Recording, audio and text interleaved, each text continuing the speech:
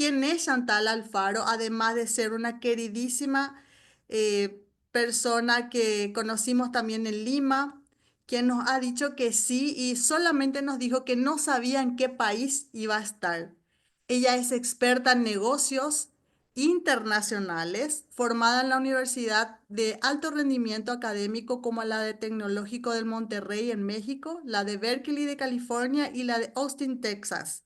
Más de 14 años de experiencia desempeñándose en cargos directivos en México, en Estados Unidos y en Europa.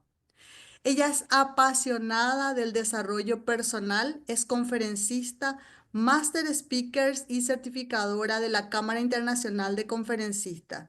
Y el año pasado también fue reina de la convención, entregó su corona a la reina de Perú. Así que además de todo esto, es una bellísima reina. Bienvenida, Chantal. Muchísimas, muchísimas gracias y es un verdadero honor estar aquí con todos ustedes, muy emocionada de formar parte de este congreso y bueno, pues vamos a ello. No sé si ya se ve la pantalla, por favor me indican. Sí. Perfecto. Bueno, pues es verdaderamente un honor, mis queridas Silvanas, María del Huerto, Hendrit y a todos y cada uno de los colegas que vamos a tener el gusto de estar compartiendo altísimo valor en este día 2, después de todo el valor que compartieron ayer en el día 1. Es un placer estar por aquí con todos ustedes y hablando de estos conceptos tan fascinantes que es el poder que tenemos de hackearnos a nosotros mismos. Y es que realmente es fascinante el poder de nuestro cerebro y si nos podemos entender el cómo funcionamos, el conocimiento es poder.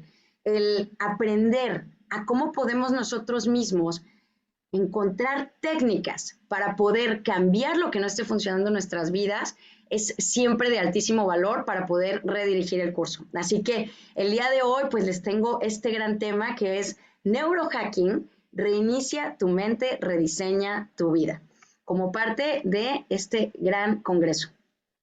Y es que ya nos lo decía el grandísimo Aristóteles, somos el resultado de lo que hacemos día a día, de manera que la excelencia no es un acto, sino un hábito. Con esta grandiosa frase, Aristóteles nos deja muy en claro que los resultados que obtengamos en nuestra vida no van a ser producto de acciones aisladas, sino de aquellas que repitamos día tras día, mejor conocidas también como hábitos. Y es que los hábitos son precisamente ese conjunto y compendio de acciones que se van, digamos, maximizando al unirse día a día, al repetirse día a día y se vuelven finalmente parte de nuestra propia identidad. De manera que muchas veces pareciera que ya no los dirigimos nosotros. Muchas veces pareciera que se dirigen en automático. Y es que te invito a que pensemos, por ejemplo, en tu mañana del día de hoy. Por favor, acompáñame en este pequeño viaje para que pensemos, esta mañana, ¿a qué hora te despertaste? Piénsalo.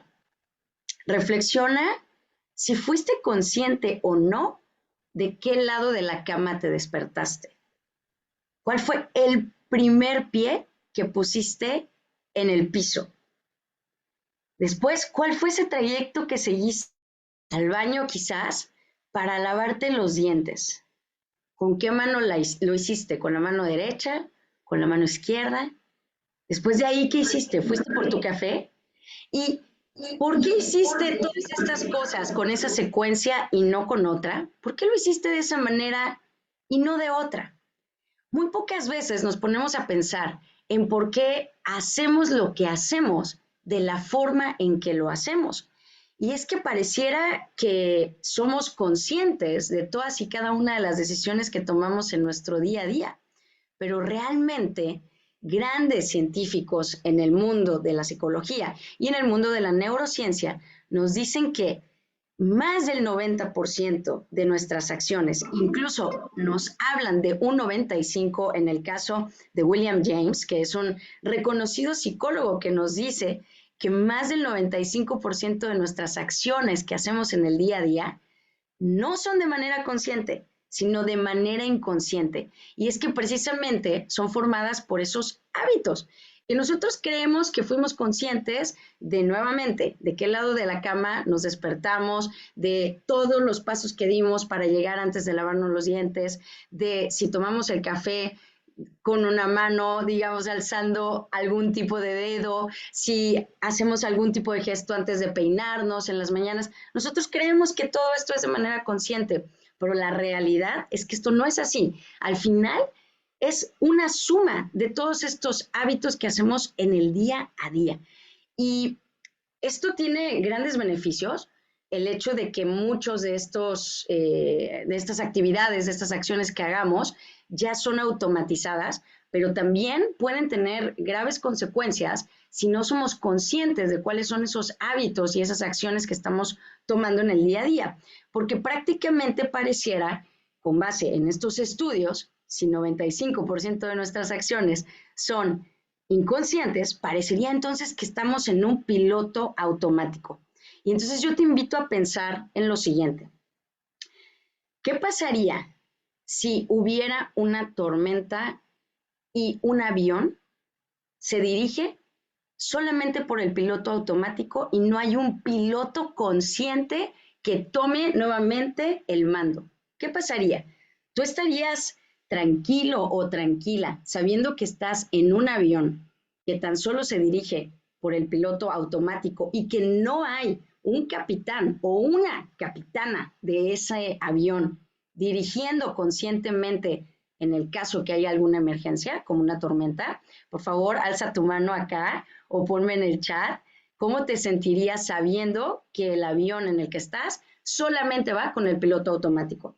Porque es una realidad que el piloto automático, hablando de aviones y de sistemas, fue hecho originalmente para poder ayudar a los pilotos a automatizar ciertas funciones que no requirieran de ellos, sobre todo en trayectos muy largos, para que solamente los pilotos tomaran decisiones estratégicas. Sin embargo, es una realidad que no podemos dirigir nuestra trayectoria estando en un piloto automático, sobre todo si es un piloto automático no bien calibrado. Entonces, esto nos lleva a tratar de ser más conscientes de nuestras acciones. Y si bien hay hábitos que pueden parecer menores, como los que te acababa de comentar hace un momento, como de qué lado de la cama te despertaste, con qué mano te lavaste los dientes, esas cuestiones pueden parecer menores. Sin embargo, hay otras actividades que son parte ya de nuestros hábitos que muchas veces no las concientizamos y vamos así, en piloto automático por la vida. El problema sucede cuando suceden cuestiones fuera de nuestro control, como lo puede ser una tormenta, como lo pueden ser los cambios que ocurren cada vez a una velocidad mayor en el mundo actual, y no estamos conscientes de a dónde, a qué trayectoria nos están llevando ese conjunto de acciones que hemos repetido día tras día. Voy a leer acá en el chat porque creo que hay algunos comentarios. Bueno, aquí ok, estaría asustado, dice Hendrik, estaría insegura, nos dice Laura, me sentiría insegura, dice María del Huerto, completamente. Entonces, esta es la razón por la que nosotros tenemos que recuperar el control. Nuevamente, quiero que seamos conscientes, 95% de nuestras acciones son hechas de manera automática, en el piloto automático. Entonces, es importante que automaticemos aquellas acciones que nos lleven a la trayectoria adecuada y correcta a través de esos hábitos. Perfecto. Continuamos por acá. ¿Cuál es esa, digamos, llave maestra que nos puede permitir volver a tomar el control de ese piloto de avión y que no vayamos por ahí en la vida en piloto automático? Bueno, si queremos el nombre científico o el nombre más claro, la clave está en los ganglios basales, que son precisamente esta parte que estoy aquí marcando en la imagen, que se encuentra en nuestro cerebro. Los ganglios basales son la parte clave en nuestro cerebro para formar nuevos hábitos. En ellos se almacenan tanto emociones como gran parte de nuestras memorias. Y ellos están hechos precisamente con el propósito de ser ese piloto automático en el que nosotros nos podamos apoyar para no tener que tomar todo el tiempo decisiones que no son tan estratégicas. Sin embargo, está en nosotros el poderles ayudar a que aquellas acciones que ya estén automatizadas sean las que verdaderamente nos lleven a la trayectoria que sí queremos para nuestras vidas y que no vayamos simplemente reaccionando ante estímulos que nuestro cerebro está cableado de manera natural a buscar, que son los estímulos del placer.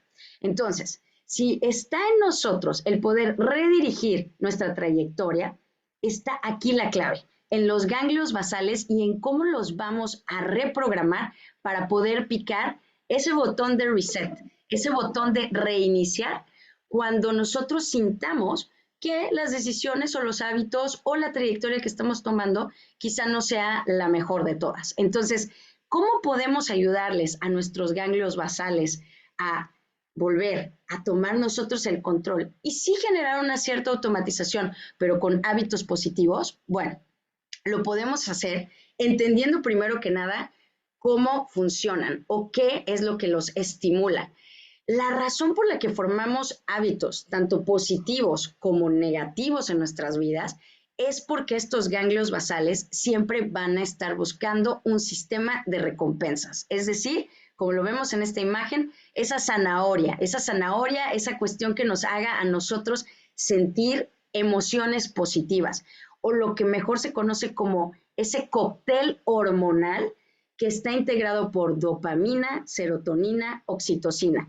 Toda aquella acción que pueda generarnos a nosotros un estímulo, nuestros ganglios basales van a buscar más de esa acción, van a buscar repetirla para poder generar esa buena memoria, esa memoria positiva, esa sensación positiva en el cuerpo a través de este cóctel de hormonas, que nuevamente es la dopamina, la serotonina y la oxitocina, que también son conocidas como esas hormonas de la felicidad. Entonces, ¿cómo podemos nosotros hackearnos y eliminar un hábito negativo? Nuevamente, sabiendo cuáles son los botones que activan a esos ganglios basales, que es esta búsqueda del placer inmediato. Entonces, ¿cómo lo podemos hacer de una manera estratégica? Es una realidad que existe un concepto que se llama disonancia cognitiva. La disonancia cognitiva es esta contradicción que existe en nuestro cerebro entre, por un lado, la búsqueda de placer inmediato, que es lo que van a buscar nuestros ganglios basales, lo que les comentaba hace un momento, y por otro lado está nuestra corteza prefrontal, que es donde se generan la mayor cantidad de pensamientos conscientes. Son aquellos, digamos, es aquella zona en la que nosotros planteamos objetivos de manera consciente, en donde buscamos una recompensa más a largo plazo, en donde hacemos planificación. Entonces, quiero que entendamos la disonancia cognitiva como esta contradicción que muchas veces existe entre esa búsqueda de placer inmediato, que es lo que nos lleva a querer generar este cóctel de dopamina, serotonina y oxitocina, por un lado, y por el otro lado tenemos la corteza prefrontal, que es la que va a buscar un beneficio a largo plazo. Entonces, el cerebro continuamente se encuentra en esta disonancia entre qué es lo que yo sé que me va a convenir para el futuro, pero qué es lo que mi cuerpo y mis ganglios basales me dicen que me van a dar una recompensa más inmediata. Entonces, es por eso que es tan difícil cambiar de pronto hábitos negativos, porque nuestro cerebro busca la recompensa inmediata, mientras que la corteza prefrontal, hemos dicho previamente que solo le corresponde el 5% de la toma de decisiones de nuestras acciones del día a día. Entonces, digamos que es este shock, la disonancia cognitiva, es este shock o este choque mental que sentimos cuando nuestras acciones no están coincidiendo con lo que nosotros sabemos que es mejor para nosotros a largo plazo. Y esto genera un nivel de estrés muy fuerte en el cuerpo. Es por eso que el cerebro prefiere no cambiar un hábito negativo, porque el nivel de energía que le va a requerir tomar una acción versus esta disonancia cognitiva es muy elevado y el cerebro prefiere mejor seguir con las acciones que ya conoce. Ahora, ¿cómo podemos entender mejor esta disonancia cognitiva para poderla hackear? Viviéndola, ¿ok? Así que los invito a que hagamos Un ejercicio muy sencillo. Por favor, a la cuenta de 3, ahí en donde estén, les pido que por favor crucen sus brazos. Crucen sus brazos. Perfecto. Ahora, quiero que vean qué brazo pusieron arriba y cuál abajo, ¿ok? Esta es la manera en la que su cuerpo ha estado ya programado para hacerlo durante todos los años que ustedes tengan y cruzar los brazos de esa manera. Es la manera en la que ya está acostumbrado a hacerlo porque así lo hemos programado. Ahora, mientras sigo hablando con ustedes, los invito a que cambien el orden de los brazos, ahora de manera consciente. Es decir, con nuestra corteza prefrontal, cambia el orden de los brazos. El que tenías arriba, ponlo abajo y viceversa. Muy bien. Y quiero, por favor, que alguno de ustedes o alguna de ustedes desbloquee su micrófono y me diga qué está sintiendo en este momento. Alguno A mí me o alguna cuesta, de a mí ustedes. me Hola, cuesta hola. Me cuesta, cambiar. me costó mucho volver a cruzarlo, ¿no? Porque mi cuerpo inmediatamente volvía a la misma posición. Entonces estuve un ratito como luchando y siendo consciente de que volvía y realmente hacer el ejercicio que nos había solicitado, pero me costó. Gracias, María, gracias. ¿Alguien más, Henry, ibas a comentar algo? Mira, sí, me costó, o sea, primero hacerlo consciente y bueno, ya va, vamos no, o sea, me cuesta, me cuesta porque toda la vida lo he hecho de otra manera, toda la vida lo he hecho. Exactamente, querido Hendrik. Gracias a los dos, María Hendrik, y seguramente por acá veo, déjenme ver acá, ay, denme un segundito, comentarios aquí en el chat para ir viendo. María, ok, extraño, incómodo, nos dice Carlos, perfecto, vale. Ok, acaban de vivir justo lo que acabamos de decir de la disonancia cognitiva. Por un lado, nuestros ganglios basales es, digamos, son los que nos llevan a decir, siempre hemos cruzado los brazos de esta manera.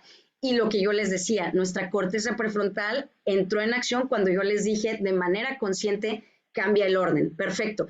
¿Qué se siente? Se siente incomodidad, se siente un shock, se siente una necesidad inmediata de volver a la postura a la que estamos acostumbrados. Y esto que acabamos de vivir físicamente, porque no hay nada mejor que un ejemplo vívido, ¿no? Algo que podamos palpar, es precisamente la mejor manera de entender la disonancia cognitiva y el por qué es tan difícil cambiar, porque nuevamente 95% de nuestras acciones, es decir, 95% de las veces que tú vas a cruzar los brazos, las vas a cruzar de la manera que tú estás acostumbrado, salvo cuando te digan que lo hagas de manera diferente. Ahora, esto significa que ahí nos vamos a quedar, la respuesta es no, porque nuestro cerebro tiene una gran maravilla que se llama la neuroplasticidad, lo cual vamos a ver en un momento más. Pero antes de ir a la neuroplasticidad y entenderla con más detalle, quiero contarles algunos casos muy interesantes de la disonancia cognitiva a qué nos lleva, ¿vale?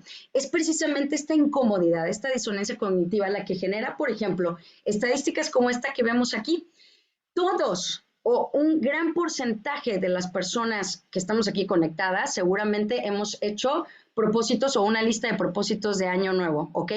Y hay un estudio hecho por la YouGov US, en este caso por un estudio corrido en Estados Unidos, donde nos dice que del 80% de las personas que hicieron objetivos o una lista de objetivos de año nuevo, al día 19 de entrado el año, claudicaron en sus objetivos. O sea, imaginémonos, de los 365 días que tiene el año, normalmente 80% de las personas que sí hicieron un listado de objetivos, claudicó al día 19. ¿Por qué? Volvemos a lo mismo.